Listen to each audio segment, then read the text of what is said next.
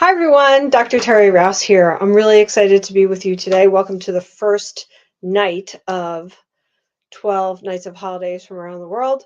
Tonight we are starting with a book called The Polar Express. And the reason I've chosen this book is that it's not necessarily a specific holiday, although it talks about Christmas. Really, it is really more than that. It is a story of going back to our childhood and believing.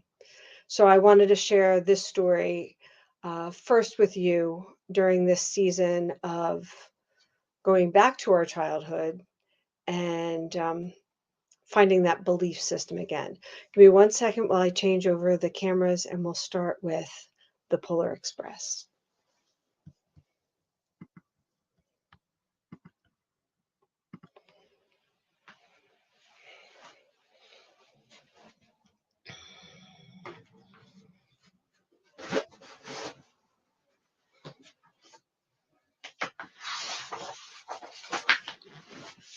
This book is written and illustrated by Chris von Allsburg.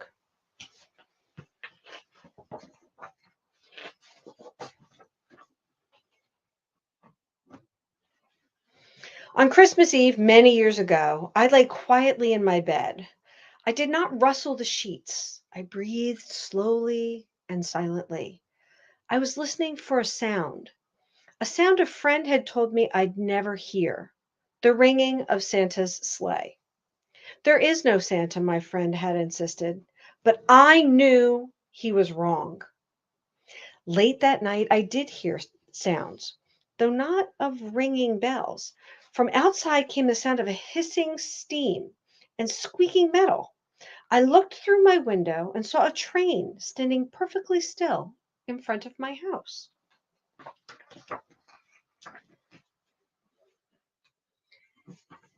It was wrapped in an apron of steam.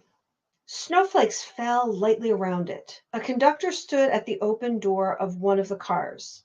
He took a large pocket watch from his vest, then looked up at my window. I put on my slippers and robe. I tiptoed downstairs and out the door. "All aboard!" the conductor cried out. I ran up to him. "Well," he said, "are you coming?" "Where?" I asked. "Why, to the North Pole, of course," was his answer. "This is the Polar Express." I took his outstretched hand and he pulled me aboard.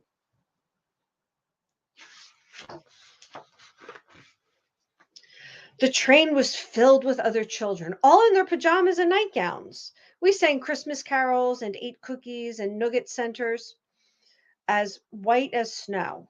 We drank hot cocoa as thick and rich as melted chocolate bars. Outside, the lights of towns and villages flickered in the distance as the Polar Express raced northward.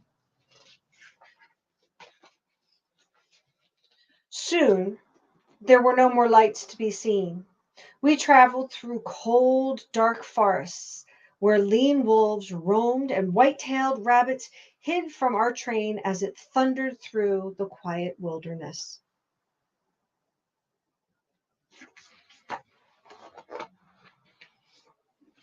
We climbed mountains so high it seemed as if we would scrape the moon. But the Polar Express never slowed down. Faster and faster we went along, rolling over peaks and through valleys like a car on a roller coaster.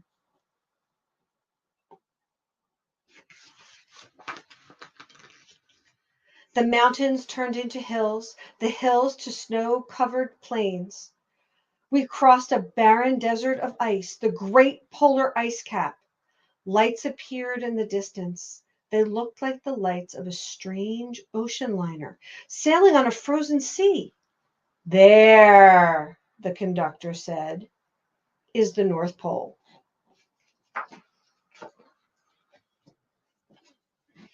The North Pole was a huge city standing alone at the top of the world, filled with factories where every Christmas toy was made. At first, we saw no elves. "They're gathering at the center of the town," the conductor told us.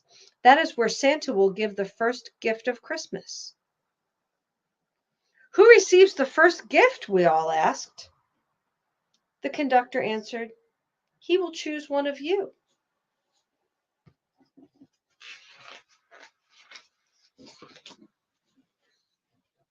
Look, shouted one of the children, the elves!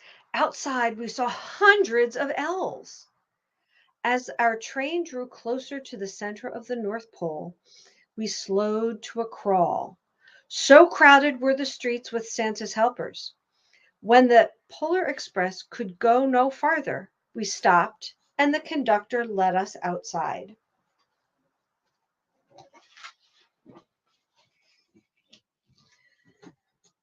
We pressed through the crowd to the edge of a large open circle. In front of us stood Santa's sleigh. The reindeer were excited. They pranced and paced, ringing the silver sleigh bells that hung from their harnesses. It was a magical sound, like nothing I'd ever heard. Across the circle, the elves moved apart, and Santa Claus appeared. The elves cheered wildly.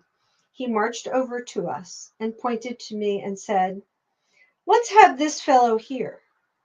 He jumped into his sleigh. The conductor handed me up. I sat on Santa's knee and he asked, Now, what would you like for Christmas?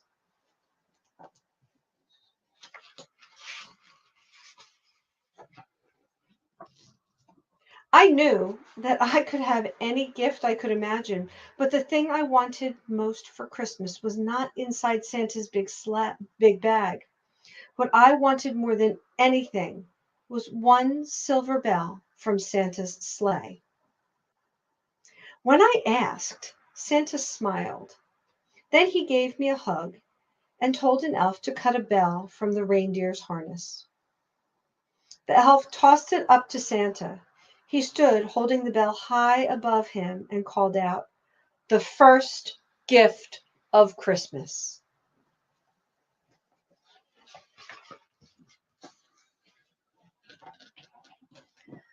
A clock struck midnight as the elves roared their approval. Santa handed the bell to me, and I put it in my bathrobe pocket. The conductor helped me down from the sleigh. Santa shouted out the reindeers' names and cracked his whip. His team charged forward and climbed into the air.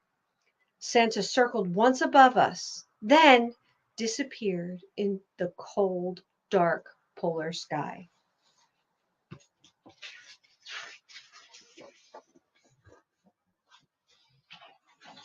As soon as we were back inside the Polar Express, the other children asked to see the bell.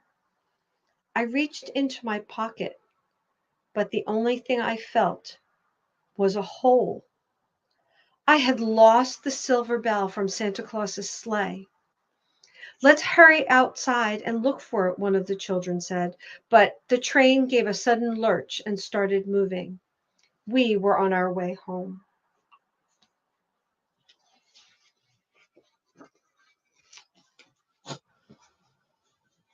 It broke my heart to lose the bell.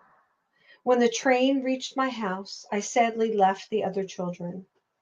I stood at my doorway and waved goodbye. The conductor said something from the moving train, but I couldn't hear him.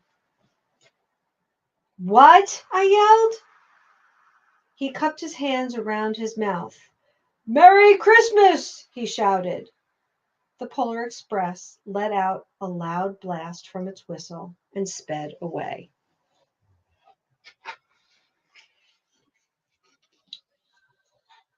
On Christmas morning, my little sister Sarah and I opened our presents. When it looked as if everything had been unwrapped, Sarah found one last small box behind the tree. It had my name on it. Inside was the silver bell. There was a note. Found this on the seat of my sleigh. Fix that hole in your pocket. Signed, Mr. C. I shook the bell. It made the most beautiful sound my sister and I had ever heard. But my mother said, Oh, that's too bad. Yes, said my father, it's broken. When I'd shaken the bell, My parents had not heard a sound.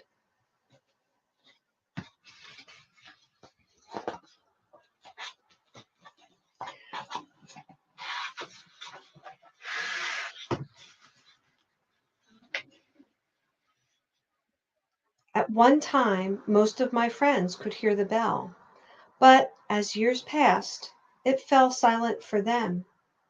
Even Sarah found one Christmas that she could no longer hear its sweet sound. Though I've grown old, the bell still rings for me, as it does for all those who truly believe. The end. Ah, such a season it is. Well, I hope all of you enjoyed Chris von Allsburg's version of, or his book called The Polar Express. I know it's one of my favorite. And this is a season to believe. So I hope all of you have a great evening. I look forward to seeing you again tomorrow night, about 7:30 again, and with another book from another holiday around the world. It may be Christmas in another country, or it may be just simply another holiday, because I think it's important for all of us, in order to believe in all of the things that we need to believe in, that we understand um, holidays and people from all around the world. So, everyone, have a great evening. Thank you for joining me tonight, and I will see you again tomorrow for another Snuggle Bunny story time with another story from about a holiday from around the world. Good night, everyone.